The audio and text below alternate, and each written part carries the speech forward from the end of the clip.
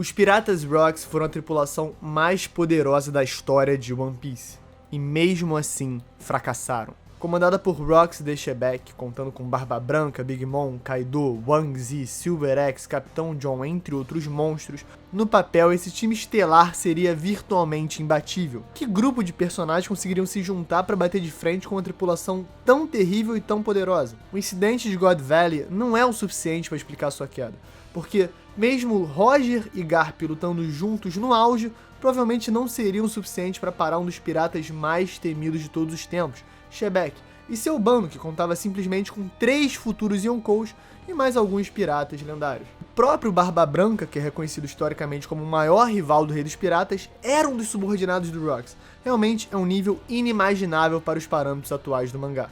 E eis que no capítulo 498, nós somos introduzidos aos Supernova, os 11 supernovatos que superaram os valores de mais de 100 milhões de berries antes de completarem a travessia pela primeira metade da Grande Rota. Nesses pequenos quadros de personalidade, já podemos entender um pouco de piratas que seriam tão importantes para o mangá.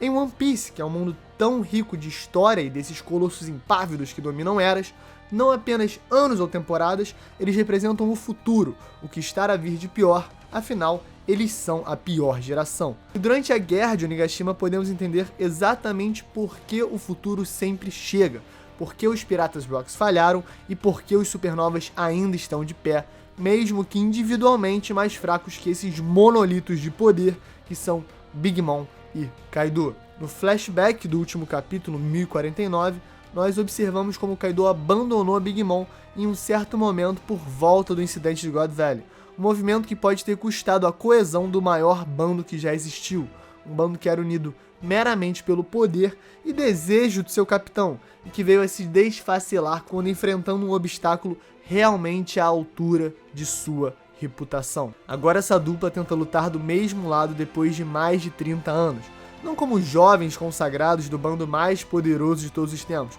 e sim como imperadores do mar, dispostos a proteger seu território e tudo que conquistaram. E em contrapartida, temos 5 dos 11 supernovas, que nunca particularmente se gostaram, sempre tiveram suas diferenças, mas conseguem olhar para o lado para esses adversários na corrida pelo One Piece e não enxergar meramente adversários, enxergar aliados, companheiros, pessoas que juntas valem a pena lutar por. Esse é o grande poder dos supernovas no momento. Mesmo sendo individualmente mais fracos que os Yonkous, com o seu roteiro preciso e construção minuciosa, Oda conseguiu trazer os elementos de cooperação para a luta com uma temática muito forte entre o que passou e o que ainda virá.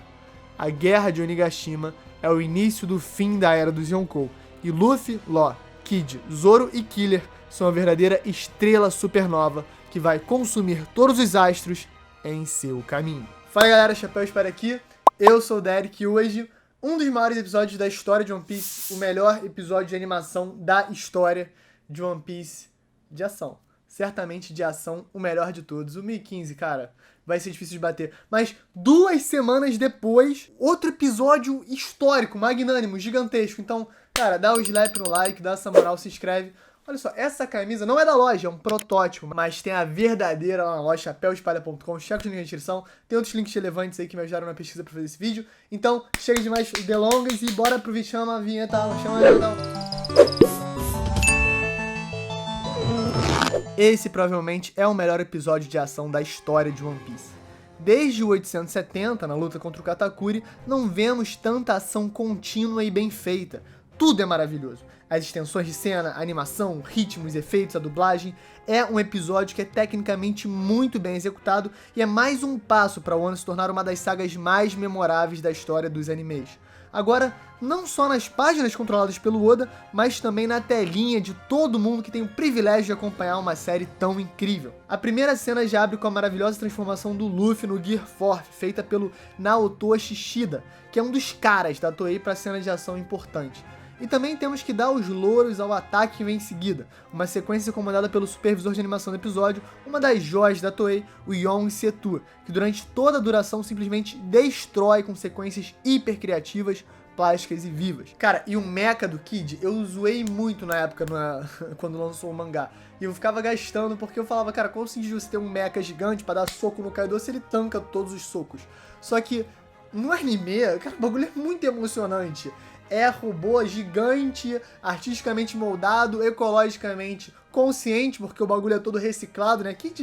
O Kid é um grande ecologista do mundo de One Piece. O cara junta toda a tralha e transforma em poder pra socar os inimigos. Tem personagem mais ecológico do que esse? Não tem. Não tem como hypar o uso hiper inteligente de computação gráfica pra montar esse robôzão de tralha, ainda mais com o Kid se colocando no centro, trazendo toda essa vibe de maluco da sucata poderosíssimo. Quem animou essa parte foi o Henry Turlough, e ele é simplesmente um absurdo, trazendo toda a movimentação e referências do peso que esses materiais têm, justamente o que a gente precisa pra amassar o Kaido. Cara, a equipe de animação foi gigantesca, eu vou comentar alguns nomes aqui. Deixei um link para as referências que eu tô usando na descrição, mas, cara, essa galera que animou esse episódio são gigantes, são deuses, porque eles fizeram por merecer. Por ela que essa porra dessa broca tá fudendo o nosso rolê. Cara, e ele moldando a caveira, né, de metal, um artista, né, não só um ecologista, como também um artista. O Kid só sobe no meu conceito com essa animação gigante, a maravilhosa da Toei. E o que dizer do Law? A primeira sequência de ataques que ele usa foi animada pelo Vincent Chansard, um animador francês genial, no uso da perspectiva aliada à computação gráfica e o dinamismo que se mistura às sequências de combate. O Law de alguma maneira ficou mais badass, mais fodão, e o episódio captura perfeitamente a personalidade dele nos ataques, é muito hype. A mãozinha, né, ele mexe a mãozinha e ataque pra lá e ataque pra cá. O Law nesse episódio tá muito irado. Ele tá trazendo toda aquela seriedade, todo aquele badass, ele é o doutor da morte, mas ao mesmo tempo todo aquele humor de ficar revoltado quando o Zoro dá ordem nele, do não sei o que lá e tal. É muito bom. E aí esse primeiro shot inicial é justamente um pouco a temática, né? Os grandes Yonkous sendo enfrentados por esses novos monstros, são capitães dos supernovas da pior geração. Não é pouca coisa. Eu sei que o Kaido e a Big Mom querem tratar como só uns moleques qualquer, uns pivetes, como tantos outros que apareceram nesses 30, 40, 50 anos que eles estão navegando e dominando seus oponentes. Mas eles não são. Essa é a pior geração e é dessa galera que Kozuki Oden tava falando. Muito importante, muito simbólico, porque a vontade herdada é sentida durante todo o episódio através dos poderes, das habilidades, mas principalmente da convicção desses capitães e do Killer e do Zoro, que são os dois combatentes do Kid e do Luffy, e absurdo, gigantesco. Notem alguns detalhes, como por exemplo a onda de energia que toma o Kaido e por alguns frames revela o dragão demoníaco interior dentro desse homem tão intenso. Cara, isso que é vilão. Eles vêm pra cima e o Kaido abre um sorriso super sádico, hiper bem animado. Isso que impressiona nesse episódio. Não tem um momento pra respirar e falar: tá, calma, chegou. Ufa, chegou o PowerPoint, chegou o slide. Não tem PowerPoint, irmão. O tempo todo tá tudo se movendo, tudo se animando. O 982, cara, é outro episódio que é maravilhoso, mas esse é um episódio só de ação. Não tem tanta essa coisa mais simbólica, mais delicada. É uma coisa mais de porradaria, poder, habilidade. E enche os olhos, porque a gente não tá tão acostumado com isso em One Piece. Aliás, é bem raro até. Acontece uma vez a cada 100, 200 episódios e, sei lá, aconteceu 10 vezes no total durante toda a duração da série. É super raro, mas agora em um ano, cara, tá tendo, tá acontecendo, uma loucura. O Luffy vem, pum, King Kong Gun, joga o Kaido pra longe, você vê que não dá muito dano, né? Não é com o Haki do Rei avançado, não é com o Haki do armamento avançado. É um golpe mais fraco até do que o Red Rock parece. Mas o Gear 4 é hiper poderoso e o Kaido começa a sentir a empolgação, né? A empolgação de estar lutando contra personagens que valem a pena. E falando em valer a pena, cada uma dessas sequências seria o suficiente pra entrar no episódio e falar: ah, bom, tem essa sequência aqui, já valeu. Mas tem mais de 10, 20 durante. É muito rico. E eu amo a discussão entre Law e Kid sendo interrompido pelo Luffy com um som de bola de basquete quicando no chão sem parar.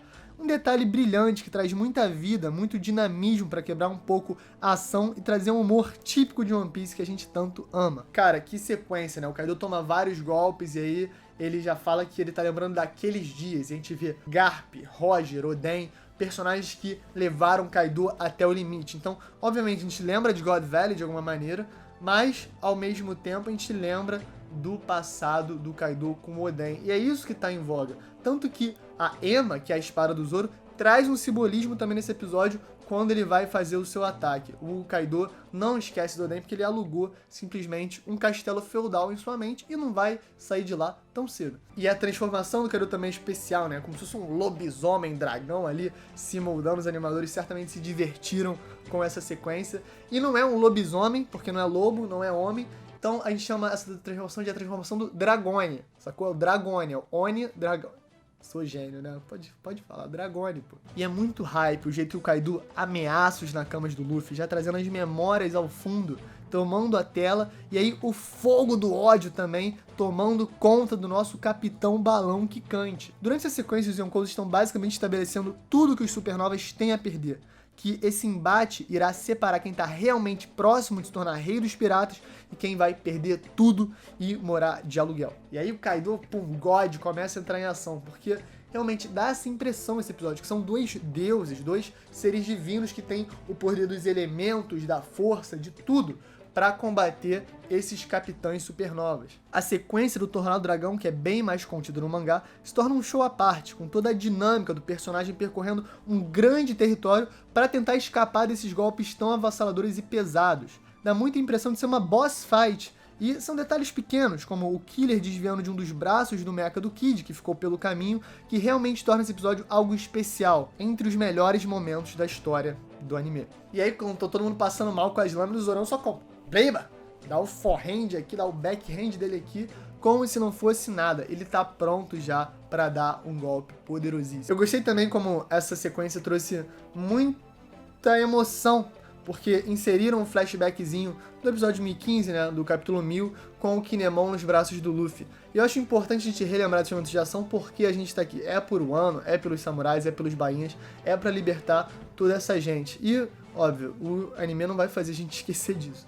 E claro, isso dá muito significado pra Emma, né? Pra peça que o Zoro carrega, porque ela foi de Oden. Mas antes disso, a gente tem um soco muito bem dado do Luffy no dragão. E olha, eu vou falar, hein? Eu fiz muito bullying com o ataque do Kid na época que saiu no mangá. Eu achei comedinha só ficar atacando o Kaido pra lá e pra cá. Mas depois de ver essa animação, eu mudei 1000% de opinião.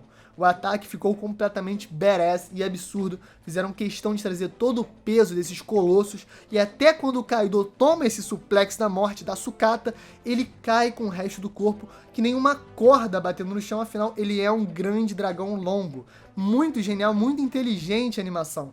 A física é super bem pensada, é muito bem feito. Fora a incorporação precisa dos elementos de computação gráfica, uma coisa linda. Cara, Slam Gibson, um dos highlights do episódio, que golpe absurdo. Mas a gente tem outro pra competir, a Gamma Knife do Law. Pra quem nunca viu Anatomia de Dragão, pode trocar o diploma do Law de médico para veterinário, porque ele simplesmente dominou o coração do capitão dos Piratas das Feras. A Gamma Knife mais bem dada, desde do Flamengo ter que reparar seus órgãos internos com fios. Dá pra sentir todo o dano, todo o impacto, a radiação, os zaps pra lá e pra cá. Cara, assim, toda a cena me deixou boca aberta. Vocês estão vendo meu hype? Não é um fake, assim, não tô de caô, é porque simplesmente explodiu minha mente. Como a foice sônica do Killer. O Killer usa a foice sônica e até na foice sônica do Killer você vê ali a pele, na epiderme do Kaido sofrendo os ataques internos, porque a foice sônica não é simplesmente uma lâmina que passa, é a vibração que o Killer usa